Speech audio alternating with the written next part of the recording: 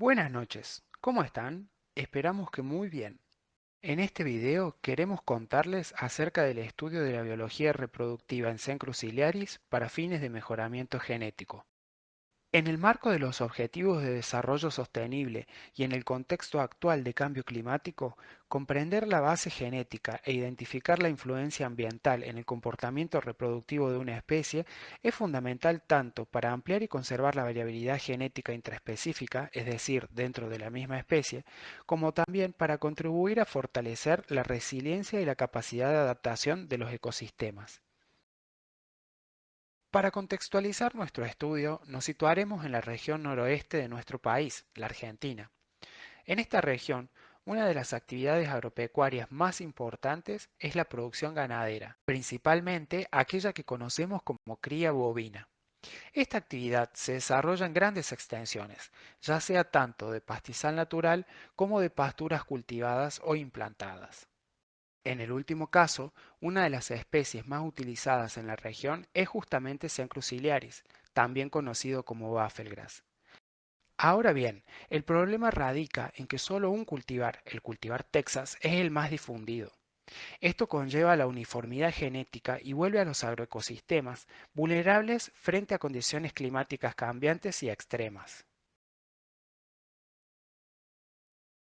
Frente a esto, el Instituto de Fisiología y Recursos Genéticos Vegetales del Centro de Investigaciones Agropecuarias del Instituto Nacional de Tecnología Agropecuaria dispone de una colección activa de germoplasma de la especie y además de dos cultivares inscriptos, el cultivar Lucero INTA Peman y el cultivar Orión INTA. Sin embargo, los cultivares disponibles continúan siendo escasos y la base genética estrecha. Por ello, para hacer frente a esta situación, se pretende encarar un proceso de cruzamientos para ampliar la base germoplásmica de la especie.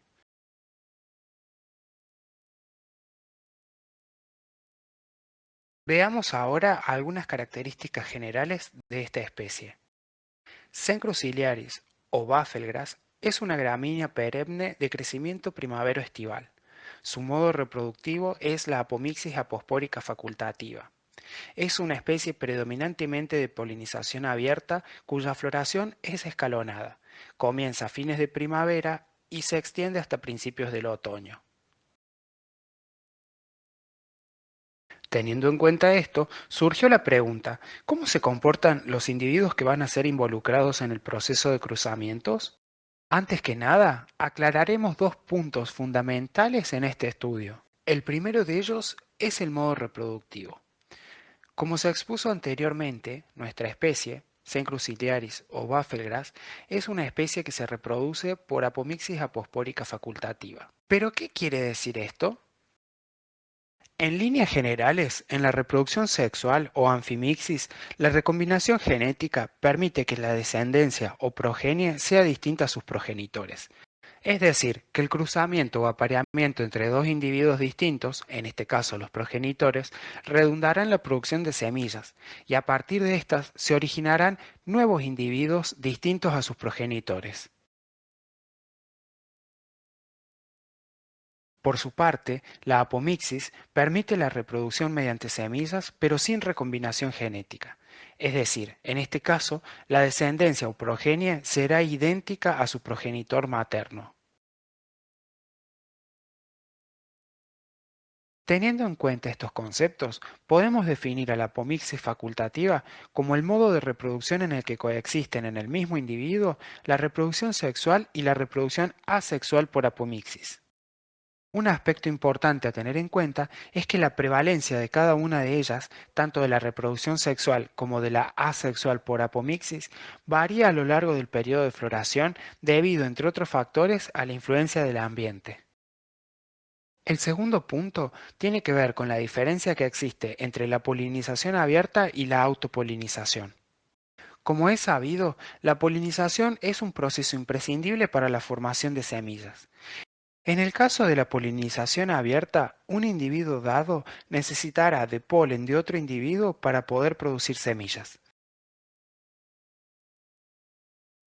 Mientras que en el caso de la autopolinización, un individuo dado podrá producir semillas con su propio polen. Es de destacar que la cantidad de semilla producida variará según el método de polinización del que se trate, autopolinización o polinización abierta, y también a lo largo del periodo de floración, debido, entre otros factores, a la influencia del ambiente.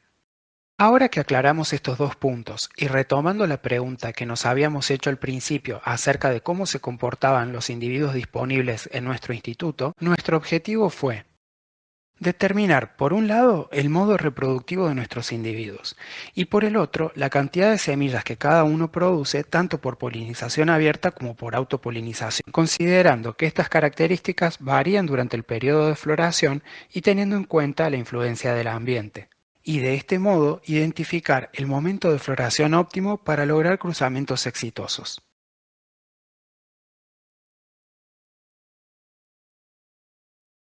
¿Y cómo lo hicimos? ¿Cuál fue nuestra metodología? En primer lugar, y para evaluar la variación de las características durante el periodo de floración, establecimos tres momentos: inicio, plena y fin de floración. Para determinar el modo reproductivo, en cada uno de los momentos mencionados anteriormente, extrajimos muestras de flores de cada individuo. Estas fueron procesadas en el laboratorio y luego vistas al microscopio, en un microscopio confocal, para evaluar la presencia o ausencia en el saco embrionario de ciertas estructuras que nos permiten identificar el modo reproductivo. Como pueden ver a la derecha, la presencia en el saco embrionario de estas células voluminosas llamadas antípodas nos indica reproducción sexual, mientras que su ausencia, apomixis.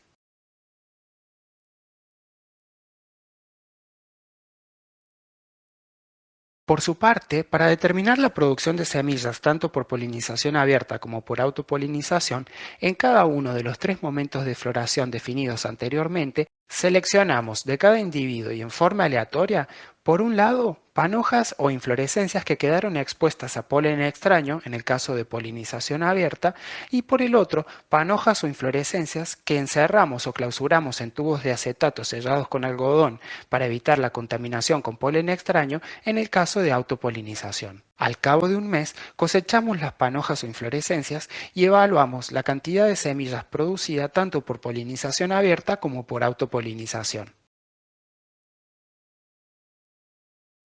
Luego de analizar estadísticamente los datos obtenidos, pudimos concluir que todos los individuos evaluados son apomícticos facultativos y predominantemente de polinización abierta. Ambas características varían a lo largo del periodo de floración y con influencia del ambiente.